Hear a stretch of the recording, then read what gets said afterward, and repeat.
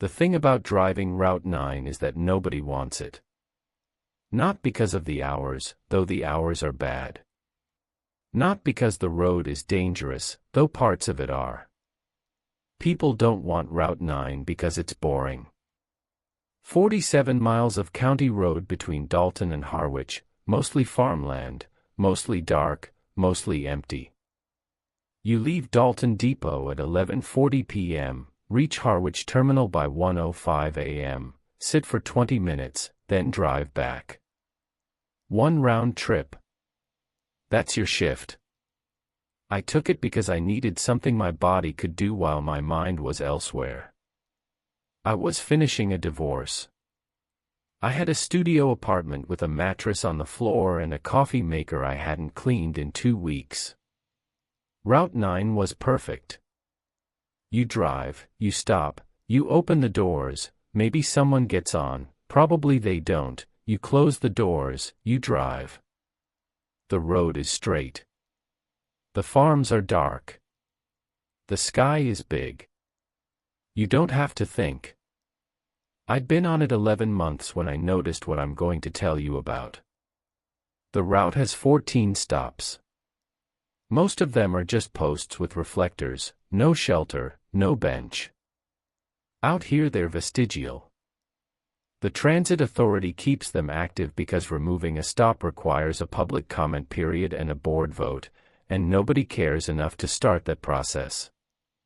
So the posts stay, and I pull over at each one, open the doors for the legally mandated 4 seconds, close them, and continue. Between stops 9 and 10 there's a stretch, maybe 1.5 miles, where the road dips slightly and the tree line comes close on both sides. Not forest exactly. Just a band of scrubby oaks and tall pines that some farmer never cleared, running along the drainage ditch. During the day you'd barely notice. At night, with your headlights cutting a channel through the dark, the trees form a kind of corridor. The branches overhang just enough that your roof lights don't hit sky anymore. You're in a tunnel of wood and leaves for about 90 seconds. I drove through it every night. Twice. There and back. It was on a Wednesday in March, I remember, because I'd just done my taxes that afternoon and felt the particular numbness of acknowledging your life in numbers, when I first saw someone standing at the tree line. Not at a stop. Between stops. Just a figure on the gravel shoulder, right where the trees begin. Standing still. Facing the road. This isn't unusual by itself. People walk along county roads at night. Teenagers, drunks, people whose cars broke down. You don't stop unless they're at a designated stop and they signal. That's policy. So I drove past. But I looked in my mirror. The figure was gone. Not walking away. Not stepping back into the trees. Just gone from where it had been, in the half-second between passing it and checking the mirror. I didn't think much of it. The mirrors vibrate. The road was slightly uneven through that section. Reflections lie. 3 nights later, same stretch. Same kind of figure. Standing on the right shoulder this time, facing the road. Dark clothing, indeterminate build. I couldn't tell you if it was a man or woman. I was going 45. You don't get details at 45 in the dark. This time I didn't check the mirror. I don't know why. Something in me chose not to. If you're listening to this late at night, if you're the kind of person who stays up with these stories because the quiet hours feel more honest than the daytime ones, you might consider subscribing. I don't know who else I'd tell this to. The people in my life don't drive Route 9. They don't know what I'm talking about. But maybe you do. For the next 2 weeks, I saw the figure 4 more times. Always in that 1.5 mile corridor. Always between stops 9 and 10. Always standing still, always facing the road, always on one shoulder or the other. Never at the same exact spot. Never doing anything. I started noting the times. I keep a pocket notebook in my console for mileage and fuel logs. The entries looked like this.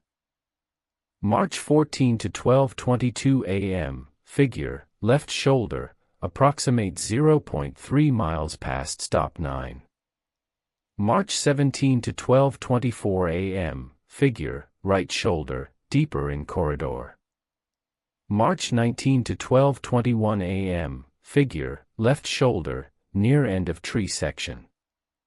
March 22 to 12:23 a.m., figure, right shoulder, same spot as 17th. Always within that 3-minute window. Always in the corridor. I mentioned it to Gerald, who drives Route 6 and parks next to me at depot. I said it casually. Getting a regular between 9 and 10. Somebody just standing there. Gerald shrugged. Probably a kid. Or a deer you're seeing wrong. He wasn't interested. I didn't push it. But here's what started bothering me, the figure was always facing the road. Not the bus specifically. The road. I could tell because the posture didn't track with my approach. It wasn't watching me come. It was watching the road itself. The asphalt. The lane markings. As if the road were the thing of interest and my bus happened to be on it. In April, something changed. April 3rd, outbound run. I entered the corridor at 12:21 a.m. My headlights pushed into the tree tunnel. And on the left shoulder, where I'd seen the figure before, there was nothing. But on the right shoulder, deeper, maybe 20 feet back from the road's edge, just inside the tree line, I saw it. Not standing on the gravel anymore. Standing among the first row of trunks. Same posture. Same stillness. Facing the road. Except now it was in the trees. I drove past. I kept my speed even. My hands stayed at 10 and 2 because Route 9 is straight enough that 10 and 2 is a conscious choice, not a necessity, and conscious choices keep you grounded. On the return trip, 1:47 a.m., I entered the corridor from the other direction. I was watching. I'll admit that. I was watching the tree line with more attention than I gave the road. Nothing on the right. Nothing on the left. Then, about halfway through the corridor, movement. Not the figure. The trees themselves. I need to explain this carefully because it sounds like nothing when I say it plainly. The trees moved. Not swaying. Not wind. The trunks, multiple trunks, 8 or 10 of them on the left side, shifted laterally. Toward the road. By maybe a foot. In unison. As I passed. It was like they leaned. Like a crowd leaning forward to watch something go by. I checked my speed. 44. I checked my mirrors. The trees behind me were still. Normal. Vertical. I looked ahead. The remaining trees in the corridor were normal. Vertical. Stationary. Only the ones I was passing moved. And only while I was passing them. I finished the run. I parked at depot. I sat in the dark cab for 15 minutes before I went to my car. My hands were steady. My breathing was normal. But something in my chest felt like a held breath, like my body was waiting for permission to react that my brain hadn't granted yet. The next night I brought my phone mounted on the dash. Not to record, the camera wouldn't capture anything useful at that speed in that dark. but to have the clock visible. The precise clock. April 4th, 12:22 a.m. Corridor entry. Trees normal. Both sides. All the way through. No figure. No movement. Nothing. I felt relief and also something worse, the sense that whatever I was observing had observed me observing it, and had chosen not to be present on the night I came prepared. That's not how trees work. That's not how anything that isn't intelligent works. I removed the phone from the dash. April 5th, 12:21 a.m. Corridor entry. Left shoulder, inside the tree line, roughly 30 feet back from the road, the figure. Facing the road. And the trees between it and the road were leaning. Toward the asphalt. All of them. A slight, uniform lean. Not dramatic. Maybe 5 degrees off vertical. But consistent, like a magnetic pull. I drove through at 45.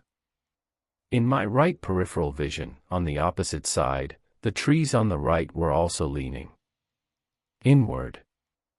Toward the road. Toward my bus. Both sides. At the same time. When I cleared the corridor and the tree line fell back from the road, everything was normal. Open farmland. Big sky. Stars. The road was just a road again. I started doing something I couldn't justify rationally. On my return trips, when I entered the corridor from the Harwich end, I began turning off my headlights. Not fully, I'd flip to parking lights. Just the ambers. Enough to keep the lane visible but not enough to illuminate the trees. I don't know why. It felt like politeness. Like not shining a flashlight into someone's bedroom window. On parking lights, the corridor was almost completely dark. The trees were shapes. My amber markers showed me the road edges and nothing else. I drove through at 35, slower than regulation, watching the dark walls on either side. Nothing moved. Nothing showed itself. The corridor was peaceful in the dark. I did this for a week. Outbound, full headlights. Trees lean. Figure sometimes present. Return, parking lights only. Trees still. Figure absent. Peace. The correlation was absolute. When I lit the corridor, the trees responded. When I didn't, they were just trees. I started thinking of my headlights as the problem. As provocation. Something about the light, about the act of illuminating the tree line, was what made it move. Like I was waking it up. Like seeing it was what gave it permission to see me back. On April 14th, I tried driving outbound on parking lights too. 12:22 a.m. Corridor entry. Ambers only. Darkness. I drove 35. The corridor was a black channel. My cab was the only lit thing, the dashboard, the interior strips. I was a glass box of dim light moving through total dark. And for the first time, I heard something. Not from outside. From inside the bus. From the passenger cabin behind me. A sound like a branch being dragged across fabric. Slow. Deliberate. Starting from the back row and moving forward. I looked in my interior mirror. The cabin was empty. I knew it was empty. I'd had no passengers all night, but the overhead lights were off because the passenger cabin lighting is key to door cycles, and I hadn't opened doors since stop 7. The sound continued. Scraping forward. Row by row. I hit the cabin lights manually. The overheads flickered on. Empty. Every seat empty. Nothing on the floor. Nothing in the aisle. But on the back of seat 14, the aisle seat, 3 rows behind the rear door, there was a mark. A long vertical scratch in the blue vinyl, about 18 inches long. Fresh. The foam underneath was visible, pale yellow against the blue. I stopped the bus. Not at a stop, just in the corridor, both sides dark with trees, my parking lights barely showing me the gravel edge. I got up. I walked back to seat 14. The scratch was real. Deep. Made by something narrow and hard, drawn downward with steady pressure. Not a key. Not a knife. The groove was too irregular, too organic in its curve. Like a fingernail. Like a branch tip. I looked at the window beside seat 14. It was closed. Latched. The rubber seal was intact. But on the glass, on the inside surface, there was condensation. A single patch, roughly face-sized, at sitting height. As if someone had been breathing there. Recently. While I was driving. I went back to my seat. I turned on my headlights. Full beams. I drove out of the corridor at 50. In my mirrors, the trees were leaning. All of them. Both sides. Leaning inward over the road behind me like they were watching me leave. That was the night I understood something that I'm going to phrase carefully. The headlights weren't provoking the trees. The headlights were keeping the trees outside. When I turned them off, when I stopped illuminating the boundary between road and forest, the boundary stopped being enforced. The light wasn't attracting them. It was the wall. And I had been voluntarily dismantling it. I went back to full headlights. Every trip. Both directions. The trees leaned, yes. The figure appeared sometimes. But nothing entered the bus. Nothing crossed the road edge. The light held them. For 3 weeks this was enough. I drove. I saw the lean. I saw the figure. I kept my lights up and my doors closed in the corridor, and I passed through in 90 seconds and nothing happened except the observable phenomenon of trees behaving like something other than trees. Then Marcus Clement started writing. Marcus was a third-shift worker at the Harwich Plastics plant. He caught my bus at stop 6 on the outbound run and rode to stop 12, which was the closest post to the plant's access road. He boarded around midnight, sat in the first row behind me, always the first row, and rode in silence. He was maybe 60. Gray coat, black lunch pail, work boots. We exchanged nods. He never spoke beyond evening.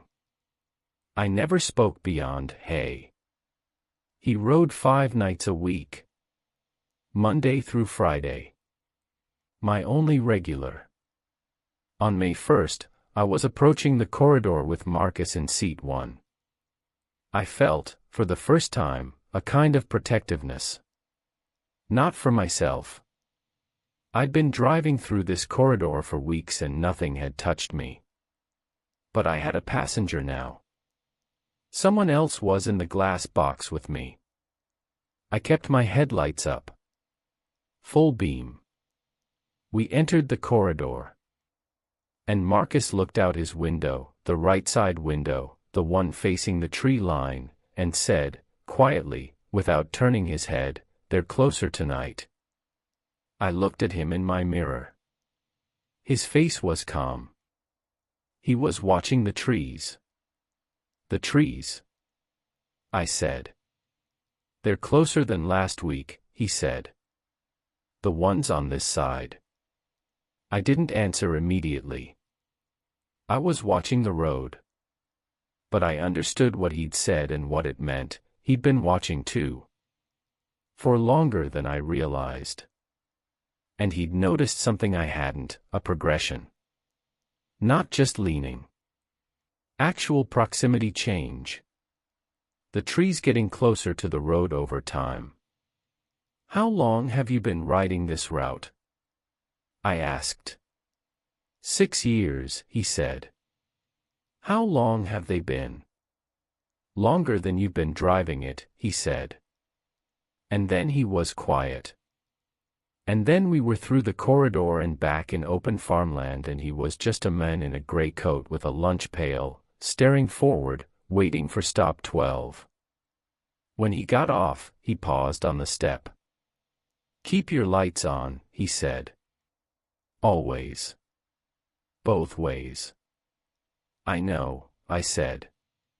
He looked at me then. Really looked. And his expression was something I can only describe as grief. "The last driver didn't," he said. Then he stepped into the dark and walked toward the plant road, and I closed the doors. I checked the route history when I got back to depot. Route 9 driver records aren't secret, they're on the shared binder in the break room. Before me, Route 9 was driven by a woman named Patrice Godwin. She drove it for 3 years.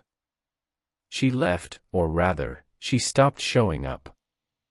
There's a note in the binder, PG, no call/no show, March 14th, reassigned March 18th. That was 1 year and 1 day before I started. I looked for a phone number, a forwarding address. Nothing. The union would have records, but I'm not union leadership. I asked Gerald if he remembered Patrice. He thought for a second. "Short woman. Drove 9. He shrugged. "Guess she moved on." Nobody remembered her with any specificity. Nobody wondered where she went. 3 years on the same route, and she was a shrug and a guess. I thought about that for days. On May 6th, I measured. I parked at stop 9 during my Harwich layover. I had 20 minutes and the road was empty, and I walked back toward the corridor with a flashlight and a tape measure. I measured the distance from the center line to the nearest trunk on the right side. 14 feet. I wrote it in my notebook. 1 week later, same spot. 13 feet 2 inches. Same trunks. Same trees. No evidence of new growth. No saplings at the edge. The same mature oaks I'd been passing all year, 10 inches in diameter, bark unchanged, roots invisible beneath the gravel and soil. But 10 inches closer to the road. I measured the left side. Same pattern. 12 feet 8 inches where I was reasonably sure it had been further. I hadn't measured the left before, so I couldn't confirm the change. But the symmetry felt intentional. Both sides closing in by the same margin. I did the math. If the corridor was narrowing by approximately 10 inches per week on each side, and my bus was 8 feet 6 inches wide, and the current gap was approximately 14 feet at the widest point, the road would still be passable for months. The trees would reach the gravel shoulders first, then the pavement edge. My bus would fit until the gap closed below 9 feet. At the current rate, that was something like 5 months away. October. November. But the rate might not be constant. On May 20th, Marcus rode as usual. We entered the corridor. The trees leaned. I kept my lights up. "Do you know what happened to Patrice?" I asked him, watching the road.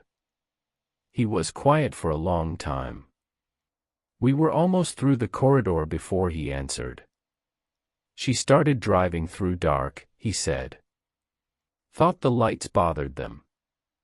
Thought she was being kind. And one night her bus came through the corridor and arrived at my stop empty. Doors open. Engine running. Nobody driving. I felt my hands tighten on the wheel. The bus was fine, he continued. Pulled right up to the post and stopped like it knew where to go. But she wasn't in it. Wasn't anywhere. They found the bus at my stop at 12:30 in the morning with the cabin lights off and the driver's seat empty and the dashboard clock stopped. Stopped at what time? 12:22, he said. The time I entered the corridor every night. Did anyone investigate? Investigate what? He said. An empty bus. They wrote it up as abandonment. Towed it back to depot. Reassigned the route. He paused. To you. I drove the rest of the corridor in silence. 12:22 a.m. That was my entry time every single night. The exact minute the clock on Patrice Godwin's abandoned bus had frozen at. The moment she disappeared. And every night since then, I've been passing through that same corridor at that same minute, with my lights on, keeping the trees at bay, as if I were filling the exact hole she'd left. Not taking over a route. Taking over a position. A function. I started wondering what the trees did when there was no bus. Between March 14th, when Patrice vanished, and March 18th, when they reassigned the route to me, 4 nights passed with no bus in the corridor. What happened those 4 nights? Did the trees lean with no one to see? Did they cross? I checked the depot log. During that 4-day gap, Route 9 was suspended. No service. The record says, mechanical/personnel. Standard boilerplate for a route interruption. But stop 12, Marcus's stop, would have had no service those nights. He would have had no way to get to work. Unless he walked. Through the corridor. In the dark. The next time Marcus boarded, I asked him. Those 4 nights. When the route was down. How did you get to work? He didn't answer for a while. We were approaching the corridor. I didn't, he said finally. I called in. 4 nights straight. Almost lost the job. Because of the corridor? Because I know what the corridor is, he said. 12:22, we entered. Trees on both sides. Leaning. My lights burning them back. What is it? I asked. Marcus was watching the tree line. His face was reflected in the glass, pale, drawn, older than his years. A mouth, he said. That closes. We came out the other end. Open road. Stars. Flat farmland stretching away under a half-moon. It's been closing for 6 years that I've seen, he said. Longer probably. Every driver keeps it open by passing through with light. Every night. 1 pass out. 1 pass back. The light is what holds the teeth apart. And if no one passes, it closes, he said. And whatever's inside the mouth when it closes. He stopped. He didn't need to finish. I let him off at stop 12. He stepped down, paused again. Looked at me. You're good at this, he said. Steady. You don't flinch. Don't experiment. Don't get curious. He almost smiled. Just keep doing that. I nodded. But I was curious. That was the problem. I'd already experimented with the parking lights. I'd already dimmed the wall. I'd already let something in. The scratch on seat 14 was still there. Maintenance hadn't noticed it or hadn't cared. I looked at it every night. 18 inches of torn vinyl.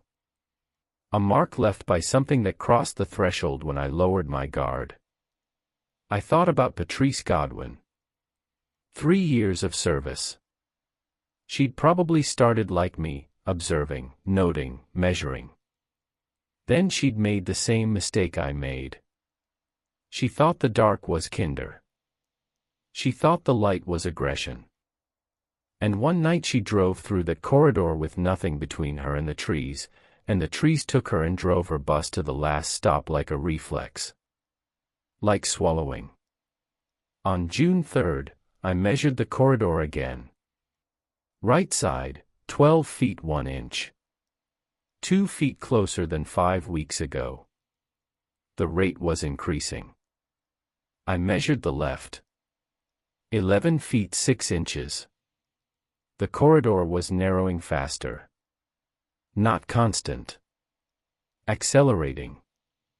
I stood on the road edge in the dark with my tape measure and my flashlight and I looked at the trees. They were perfectly still. Perfectly vertical. Normal trees doing normal tree things in June, leaves full, bark dry, roots down. Nothing about them was wrong except their location. I shined my flashlight into the tree line. The beam cut about 30 feet before the density killed it. Trunks, trunks, trunks. Ordinary.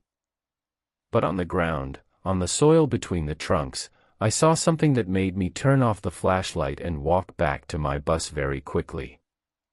Footprints. In the soft soil. A line of them, leading from deep in the trees toward the road. Bare feet. Human-sized. Closely spaced, as if whoever made them was walking very slowly. Very deliberately. And they ended at the first trunk. The one closest to the road. Right where the tree line began. As if whoever was walking had reached the edge and become the tree. Or as if the tree was the thing that had been walking and had stopped exactly where my headlights would reach. I haven't measured since. It's now July. The corridor is noticeably tighter. I can feel it on the outbound run, the branches overhead are lower, the tree walls on each side are pressing inward. My mirrors nearly brush the outermost branches now. I've started folding them in, which means I can't see behind me while I'm in the corridor. I can only see ahead. Marcus still rides. Every weeknight. He's quiet now.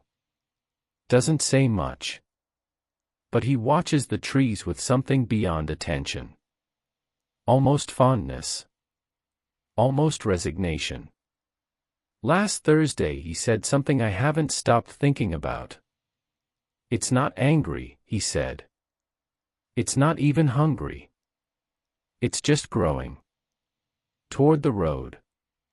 That's all it does. Grow toward movement. Grow toward light. Like any living thing. Then what happens when it reaches the road? The road stops being a road, he said. It becomes the inside of the thing. And us. He shrugged. We're already inside it.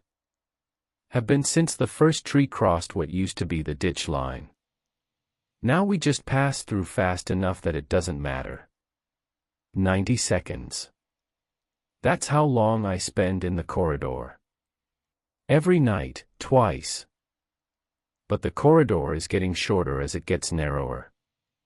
The trees are closing from the sides but also, I think, from the ends. The corridor used to be 1.5 miles. I timed it last week at 50 seconds at 45 miles per hour.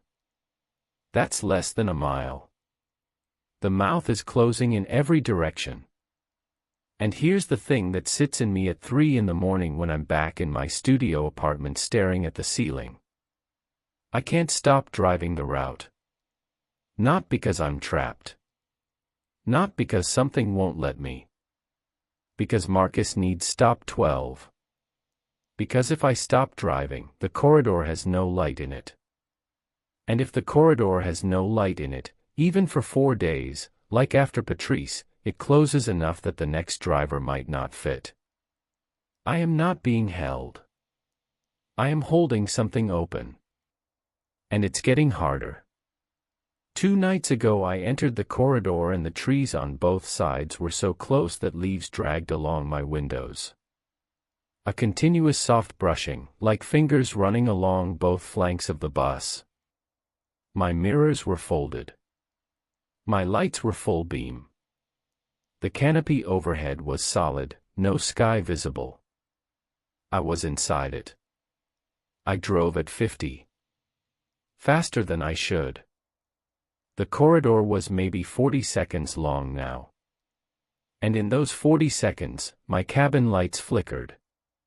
Not failed. Flickered. 1 second of dark inside the bus while outside was already dark and the only illumination was my headlights pointing forward where I couldn't see behind me. 1 second. And in that second, I felt my seat shift.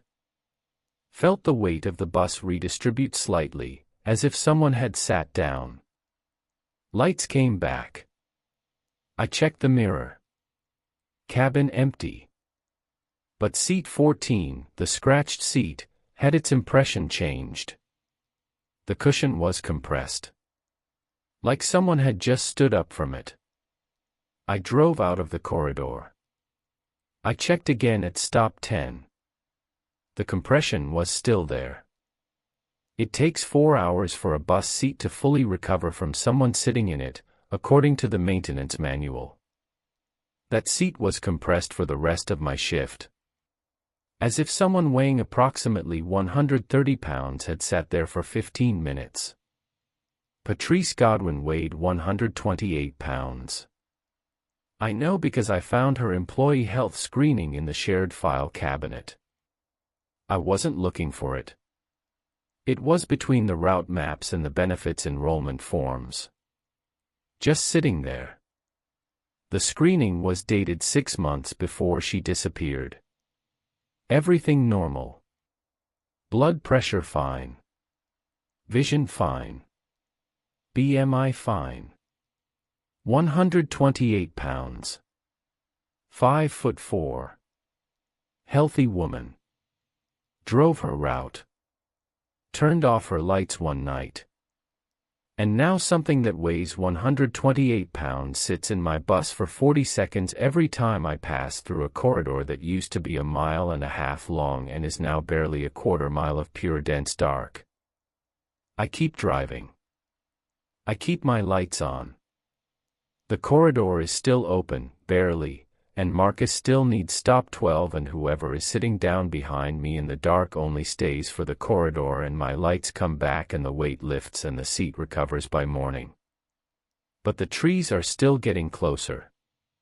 And last night, for the first time, one of my headlights buzzed.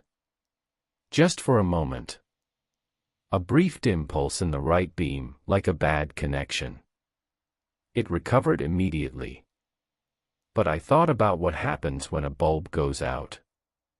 What happens when I have 1 light instead of 2? What happens when the corridor is 10 feet wide and the trees are touching the bus and the canopy is sealed overhead and my single remaining headlight flickers out for just 2 seconds instead of 1?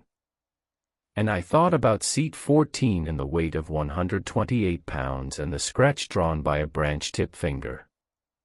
And I thought about Marcus saying, "Keep your lights on. Always. Both ways." And I thought about how I've never seen him on the return trip. He gets off at stop 12 for his shift. But his shift ends at 6 a.m. He must get home somehow. But I never see him on Route 9 heading back to Dalton. In 11 months, I've never once had a return passenger in the corridor. So I asked him yesterday, "How do you get home in the morning?" And he said, "I don't go through the corridor in the morning." "How do you get back to Dalton, then?" "I take Route 14. Adds 40 minutes. Goes around." A man who has ridden through the corridor every weeknight for 6 years goes 40 minutes out of his way to avoid passing through it in the other direction. Going in is necessary. Coming back is not. Why? I asked. He was quiet. "Marcus. Because in the morning it's still dark for part of the year," he said. "And even when it's light, even in June when the sun's up by 5:30, the corridor has a canopy now. Thick. Full. No light gets through anymore. Hasn't for 2 years. I thought about that. My return trip was at 1:47 a.m. Always dark. But I had headlights. I always had headlights. The morning buses have headlights too," I said. "There are no morning buses," he said. "Route 9 only runs once. Your run. 11:40 p.m. departure." He was right. I knew that. One round trip. Late night. That's the service. So in the morning, I said, the corridor has no bus. No light. No one passing through. That's right. For the whole day. For the whole day. So it's closed right now, I said. During the daytime. The corridor is closed. Marcus looked at me. That grief again. It's been closed during the day for years, he said. You open it.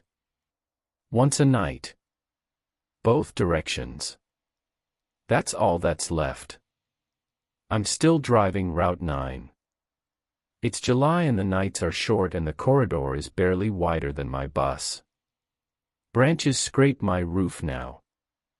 Leaves plaster my windshield in the moment before I clear the canopy.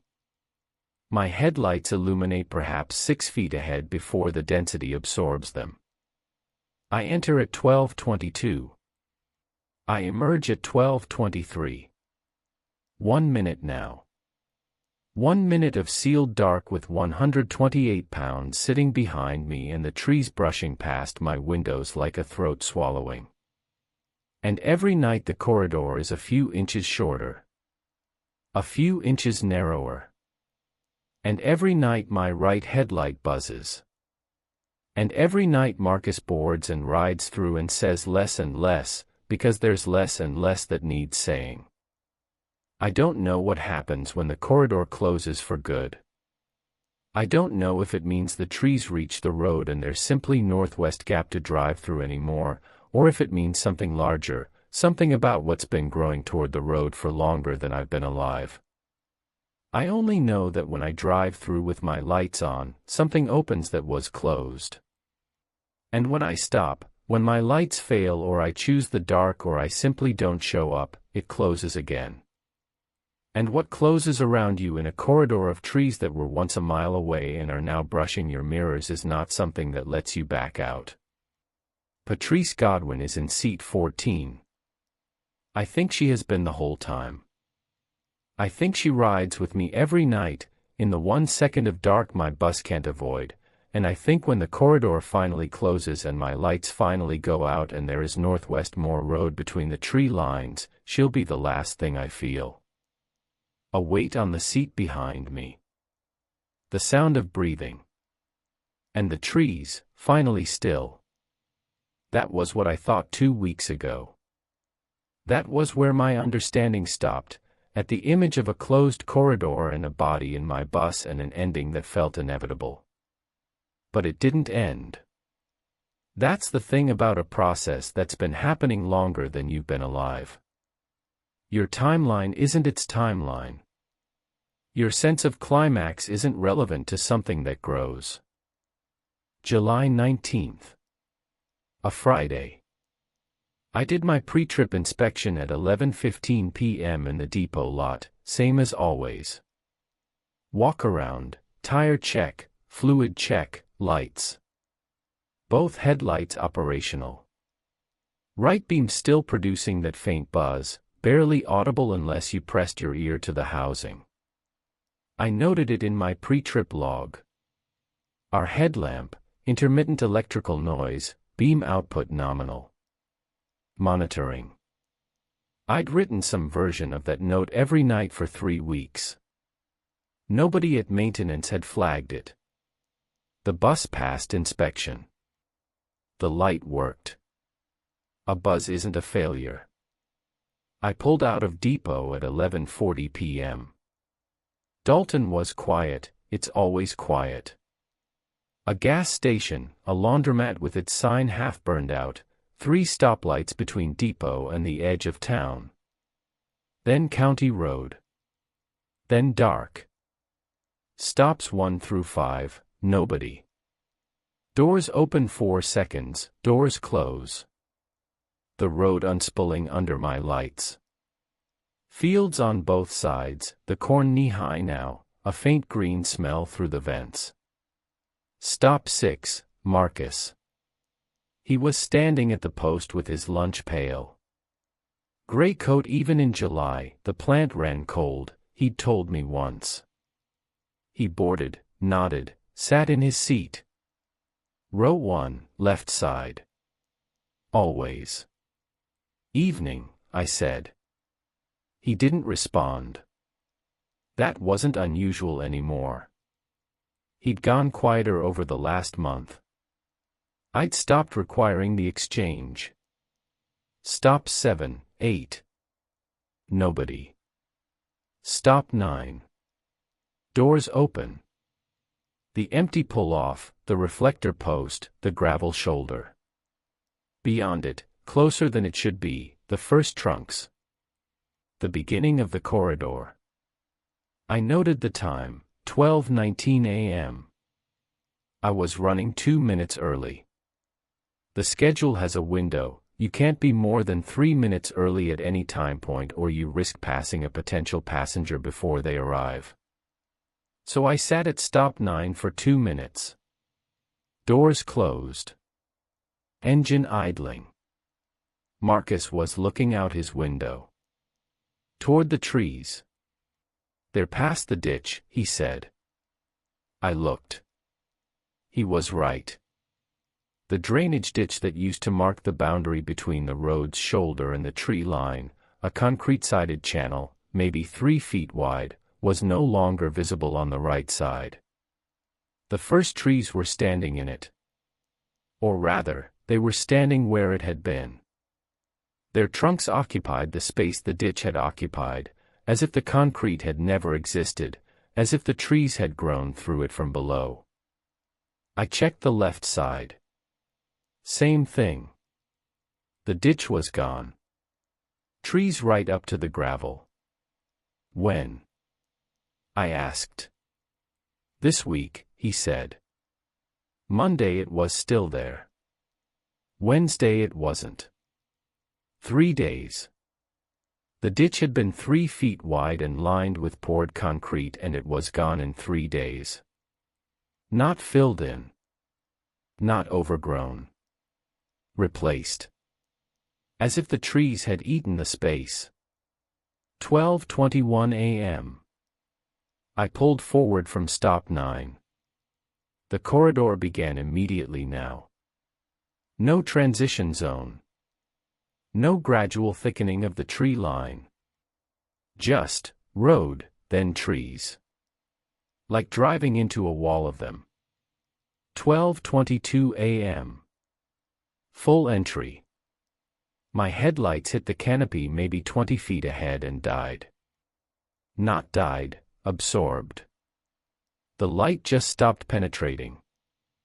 I could see my immediate forward path, maybe 15 feet of asphalt, the white dashes of the center line, the gravel edges, but beyond that, nothing. The trees were a solid mass overhead and on both sides, close enough now that I couldn't have opened my doors without hitting bark. Leaves on my windshield. Immediate. Constant.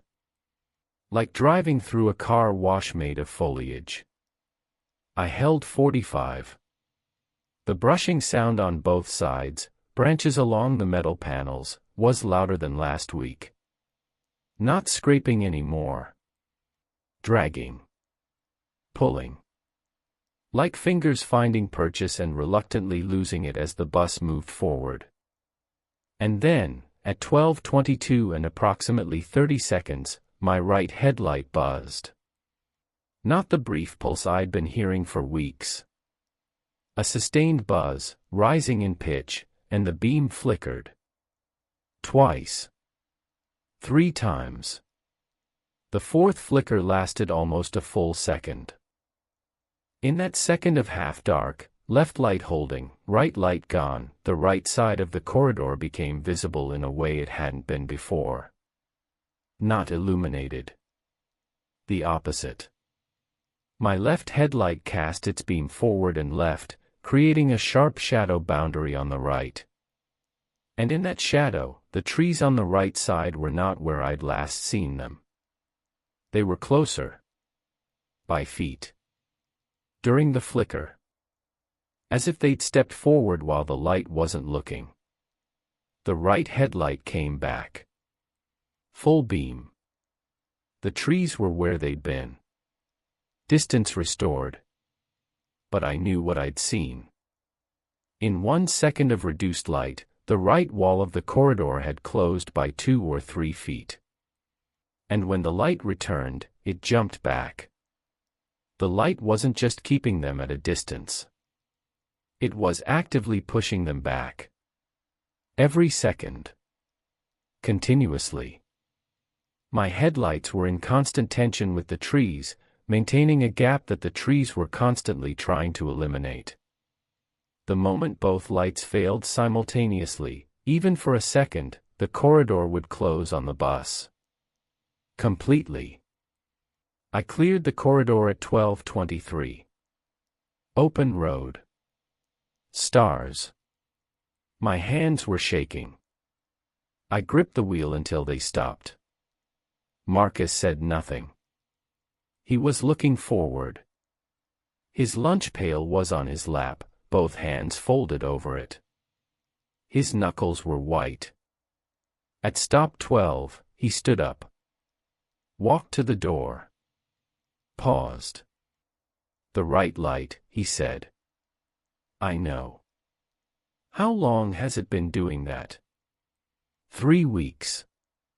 The buzz. Tonight was the first real flicker. He stood in the open door, half in, half out. The plant's security lights were visible down the access road, orange sodium vapor, humming. The world beyond the corridor was still real. Still normal. I'm going to tell you something, he said. And you're going to think I'm giving you permission to stop driving. I'm not. I'm giving you information. I waited. There were 2 drivers before Patrice, he said. Not on Route 9. Before it was Route 9. It was Route 11 then, and before that it was an unmarked mail run. Different numbers. Same road. Same corridor. Same service. How do you know? Because I worked at that plant for 22 years. And before that, my father worked there. And before the plant, there was a mill. And there was always a vehicle that went through that corridor at night. Horse cart. Mail truck. Bus. Didn't matter what. Something with a light went through, and the corridor stayed open. How long? Longer than anyone's kept track. Longer than the road's been paved. He shifted his weight. The corridor is old. The trees are old. The arrangement is old. Someone drives through with a light, and the road stays open. That's the deal. What deal? With who? Not with anyone. Not a deal like that. Just a relationship. Like a riverbed. Water runs through, the bed stays open. Water stops, the bed fills in. The road is only a road because something travels it with light. That's what makes it a road instead of forest. He stepped down onto the gravel. If your right light goes, he said, don't slow down. Go faster. Give it less time. That's all you can do. Marcus. He turned back. What happens if the corridor closes permanently? He looked at me for a long time. The orange sodium lights behind him made his face a mask of shadow and amber. Then there's no road between Dalton and Harwich, he said. And there never was. He walked toward the plant. I closed my doors. I sat in the depot at Harwich for my 20 minutes and I looked at my maintenance request form, the pink triplicate one, and I considered writing up the right headlight for replacement. But here's what stopped me: if I wrote it up, they'd pull the bus for service. They'd assign me a spare. The spare might have perfect headlights. But it also might not know the corridor. My bus, Unit 1141, had been running this route for years. Before me. During Patrice. Before Patrice. This specific vehicle had been passing through that corridor with its lights holding the trees back for longer than I'd known the route existed. I didn't know if the light mattered, or if the bus mattered, or if the specific combination of this machine and this road and this nightly passage was what maintained the opening. And I couldn't test it without risking the answer being the wrong one. I didn't file the maintenance request. The return trip that night, 1:47 a.m., corridor entry from the Harwich end, was 44 seconds. I timed it. The corridor was still shrinking. I started keeping more detailed logs.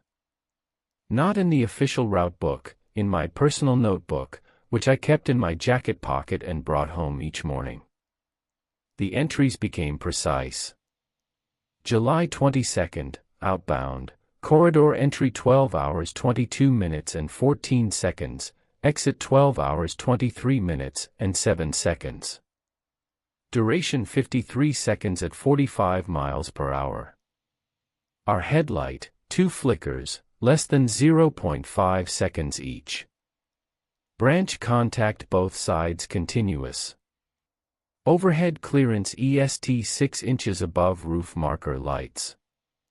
Seat 14 compression observed on exit. July 22nd, return, corridor entry 1 hour 47 minutes and 31 seconds, exit 1 hour 48 minutes and 19 seconds. Duration 48 seconds at 47 miles per hour. Our headlight, 1 flicker, EST 0.75 seconds. Cabin light stable. No compression seat 14 on return. July 25th, outbound, corridor entry 12 hours 22 minutes and 8 seconds, exit 12 hours 22 minutes and 59 seconds. Duration 51 seconds at 45 miles per hour. Our headlight, 3 flickers, longest EST 1.2 seconds. During longest flicker, audible sound, cracking/popping from right exterior, consistent with branch striking panel at force. Paint transfer. Check morning. Seat 14, compressed. Weight estimate same, 128 pounds. July 25th, return, corridor entry 1 hour 47 minutes and 22 seconds, exit 1 hour 48 minutes and 5 seconds. Duration 43 seconds at 48 miles per hour. No flicker. No contact sound. Seat 14, not compressed. Return trip still cleaner than outbound. Why? I checked the right panel the next morning in daylight at depot. There was a mark. Not a scratch this time, a dent. Small, circular, about the size of a fist. At seated passenger window height. Row 8.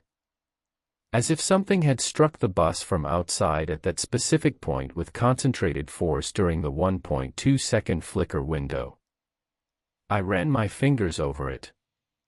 The paint was intact, but the metal was pushed inward by maybe a quarter inch. Whatever hit it was hard and round. Like a knot of wood. Like the bald end of a branch. Like a fist. I didn't report it. I couldn't explain it. And I was increasingly certain that any explanation I offered, even a plausible one like road debris, would trigger an inspection that would take 1141 off the road for a night.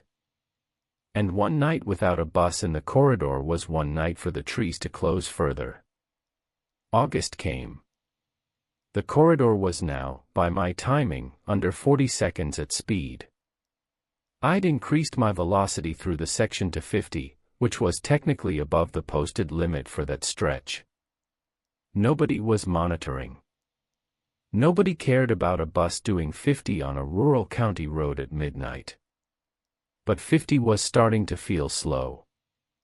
The trees were close enough now that my folded mirrors occasionally snagged leaves.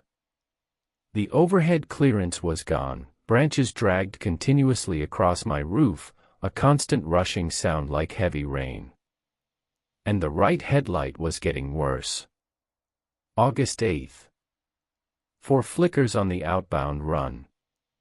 The longest was nearly 2 seconds. During that 2-second window, I felt the bus shift, physically shift, to the right, as if the right wall of the corridor had pressed inward against the body of the vehicle. Not a hard impact. A push. Steady and lateral. Like the trees on that side had leaned into the bus during the darkness and were gently shoving it off the road. I corrected. Kept center. The light came back and the pressure stopped. But my right side body panels had fresh marks the next morning. Long horizontal streaks of bark residue, gray and brown, running from the front wheel well to the rear bumper. Continuous. As if the bus had been dragged along a wall of wood. I started pre-staging. Before entering the corridor, I would flash my high beams several times. Rapid on-off, like a strobe. I don't know why. It felt like announcing myself. Like saying, I'm coming, and I have light, and you will not close on me tonight. It might have been superstition. But on the nights I did it, the right headlight seemed more stable. Fewer flickers. Shorter duration. As if the trees needed to be reminded what was coming and then allowed it to pass. August 14th. I was at stop 9, waiting out my timing window. 12:19 a.m. Marcus in his seat. Silence. I was looking at the corridor entrance, which was now effectively a wall of trees with a bus-width gap in it, like a doorway cut into a hedge, and I noticed something I hadn't before. There was a reflector on a post at the corridor entrance. A standard route marker, orange, bolted to a 4x4 wooden post on the right shoulder. I'd been seeing it every night for a year. It was the last visible infrastructure before the trees. But tonight the post was inside the tree line. Not by much, maybe a foot. But the nearest trunk had grown past it. The reflector was now behind the first tree, its orange face still pointing toward the road, but partially occluded by bark. The transit authority's own marker, placed at what was once the road edge, was now inside the forest. The road was being consumed. Not just narrowed. Erased. The trees weren't approaching the road. They were replacing it. Converting road space into forest space. And the things that belonged to the road, the markers, the ditches, the gravel shoulders, were being incorporated into the tree line as if they'd always been there. I thought about what Marcus said. That the road was only a road because something traveled it with light. That without the passage, it would be forest. Had always been forest. Would become forest again. I was watching a road forget that it was a road. 12:21, I pulled forward. Flashed my highs 3 times. The corridor opened. Barely. August 19th. My outbound run. 12:22 a.m. I entered the corridor at 52 miles per hour. 6 seconds in, both headlights went out. Not flickered. Not buzzed. Out. Complete darkness. The dashboard lit, the engine was still running, the electrical system was still live, but both headlamp circuits failed simultaneously. I was inside the corridor. In total dark. Going 52. I did not brake. That was instinct, not thought. Braking meant slowing. Slowing meant more time. More time meant more dark. I kept my foot steady. I kept the wheel straight. The road was straight, I knew that. I'd driven it hundreds of times. If I held the wheel and held my speed, I would emerge in approximately 30 seconds. 30 seconds of absolute dark. The first thing I noticed was the sound. The branch dragging on both sides, which had become a constant during passage, stopped. Completely. Silence. As if the trees had pulled back. As if they'd been touching the bus continuously in the light and now, in the dark, they didn't need to reach. Because they were already here. Second thing, weight. Not seat 14. Everywhere. The whole bus shifted on its suspension, sank slightly, as if 20 people had boarded at once. The springs compressed. I felt it in the steering, which lightened as the front end dipped under distributed load. I couldn't see the cabin. I couldn't see anything. The dashboard glow illuminated my hands on the wheel and nothing else. Third thing, sound from behind me. Not dragging. Not scraping. Breathing. Not one person's breathing. Many. Distributed throughout the cabin. The soft, collective respiration of a full bus. Seats creaking slightly under weight. The faint rustle of clothing. The tiny sounds people make when they're sitting still and waiting for their stop. A full bus. In the dark. I was going 52. I counted seconds. 1. 2. 3. 4. On 5, my headlights came back. Both of them. Full beam. The corridor was ahead of me, another 10 seconds of trees, and then open road beyond. The sound stopped. Instantly. The weight lifted. The suspension rose. The bus felt empty again. I cleared the corridor at 12:23. Open sky. Stars. The road extending straight toward Harwich, flat farmland on both sides, the world exactly as it should be. I pulled over. Not at a stop, just on the shoulder, half a mile past the corridor exit. I put the bus in park. I turned around in my seat and looked at the cabin. Empty. Every seat empty. But not clean. On 12 of the 42 passenger seats, 12 specific seats, distributed throughout the cabin without obvious pattern, there were compressions.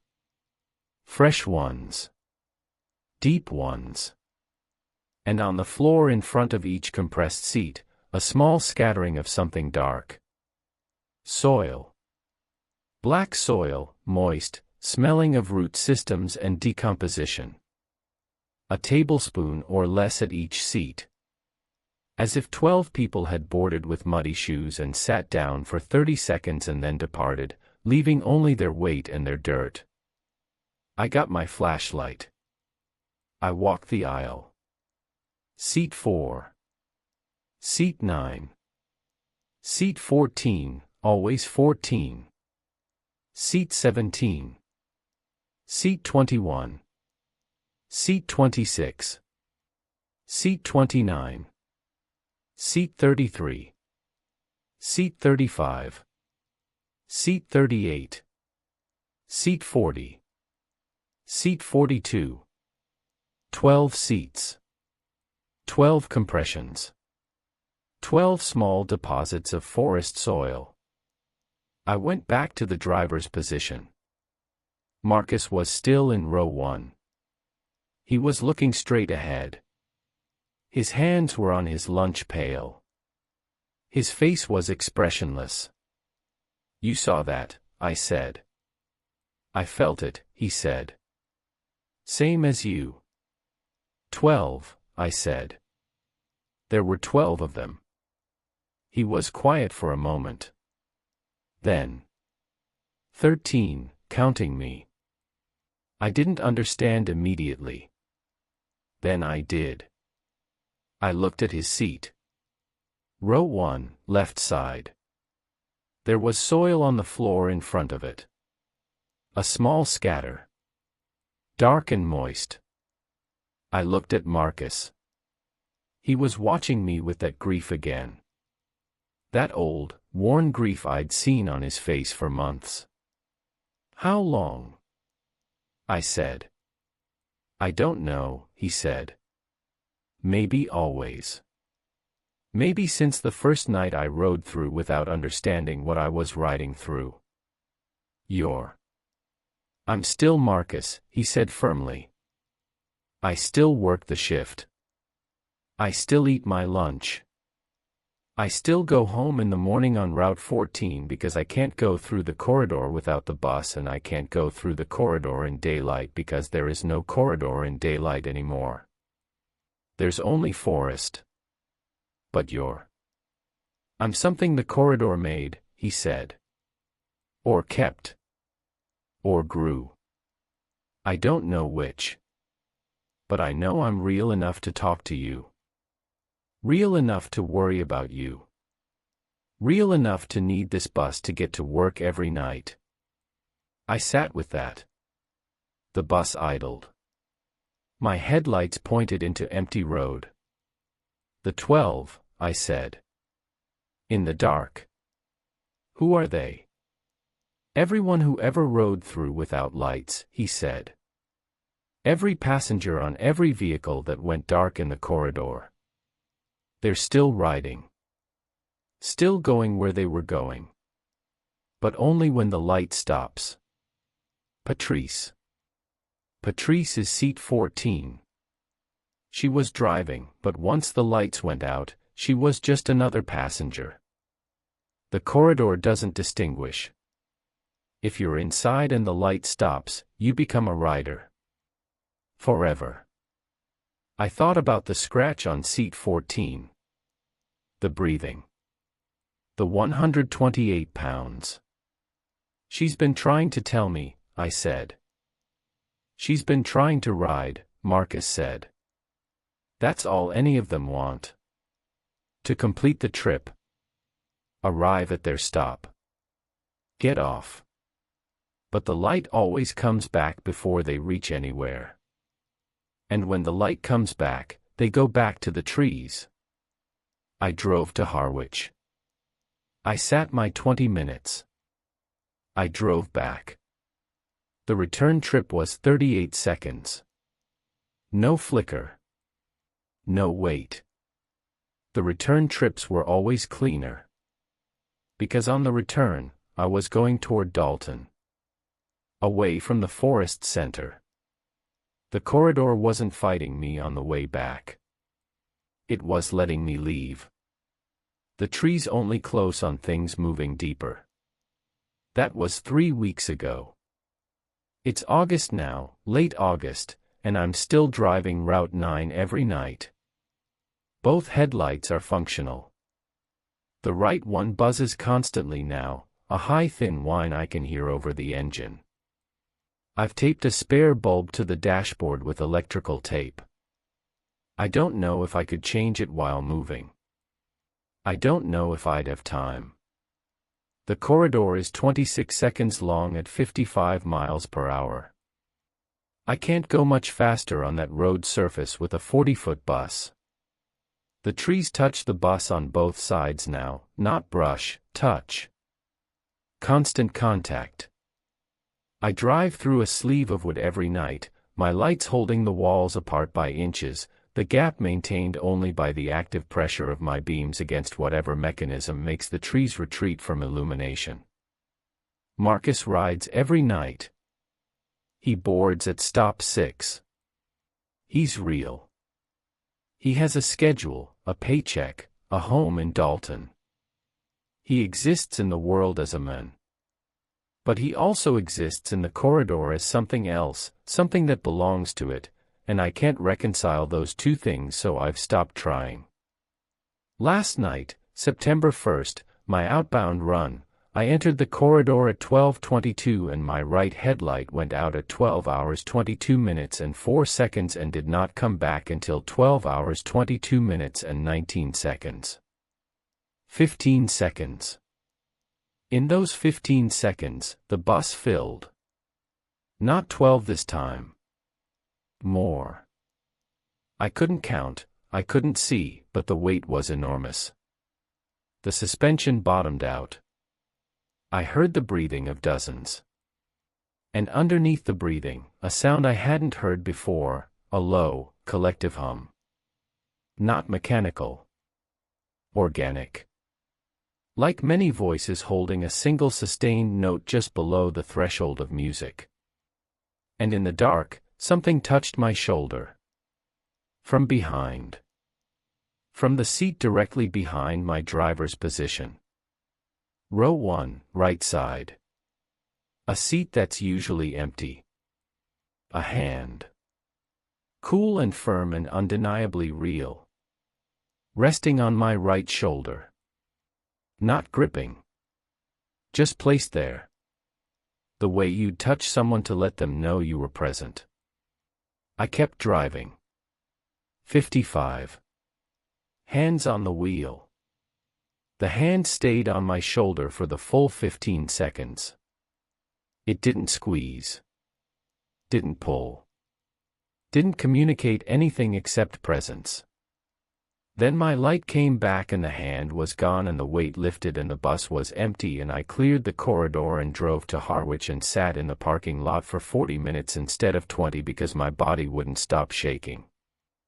Marcus was still in row 1. He hadn't moved. He was looking at me. It's getting harder for the light to hold, he said. I know. There'll be a night where it doesn't come back. I know. And then you'll be one of us. I looked at him through the mirror. This man I'd been driving 5 nights a week for months. This man who carried a lunch pail and wore a gray coat and worked at a plastics plant. How is it? I asked. Being one of you. He considered the question seriously. It's like riding, he said. Forever. In the dark. Going somewhere you never arrive. It's not painful. It's not even frightening after a while. It's just movement. Continuous movement through a space that has no stops. No stops. No stops. I drove back to Dalton. I parked at Depot. I sat in my car in the parking lot and watched the sky lighten over the cornfields and I thought about what I'm going to do. Here's what I know, Route 9 requires a bus with working lights to pass through the corridor once a night in each direction. This has been true for longer than anyone can verify. The corridor is nearly closed. Within weeks, maybe less, the gap will be too narrow for a bus to fit regardless of light. And when that happens, the road between Dalton and Harwich will cease to exist. Will never have existed, maybe. The trees will close and the road will be forest, and Marcus will be trapped on the Harwich side and Patrice will be trapped in the trees, and the 12 or 20 or 50 passengers who accumulated across decades of failed lights will ride forever in a corridor that no longer opens. And I'll be something too. I don't know what. The last driver. The one who was there when the mouth finished closing. Or maybe not. Maybe I quit tomorrow. Maybe I file the paperwork and turn in my badge and let them assign someone else. Someone with a bus with new headlights. Someone who doesn't know what the corridor is. Someone who'll drive through once without understanding and be fine, because the lights held, and the trees stayed back, and it was just a dark stretch of road between two empty stops. But I won't. Because Marcus needs stop 12. Because Patrice is still trying to arrive somewhere. Because there are passengers in those trees who've been riding in the dark for longer than I've been alive, and every night I pass through, for 55 seconds or 38 seconds or 26 seconds, I am the closest thing they have to completing a trip. I'm not holding the corridor open for the road. I'm holding it open for them. And when my lights finally fail for good and the corridor closes around me and I become another rider in the endless dark, I think that will be fine. I think I'll sit in the driver's seat and hold the wheel and keep my foot on the accelerator and drive forward through a darkness that has no exits and no arrivals and no end, because that's what I've been doing anyway. That's all Route 9 has ever been. A passage through something that wants to be closed. Made by someone willing to carry light through it. One more night. One more night. One more night.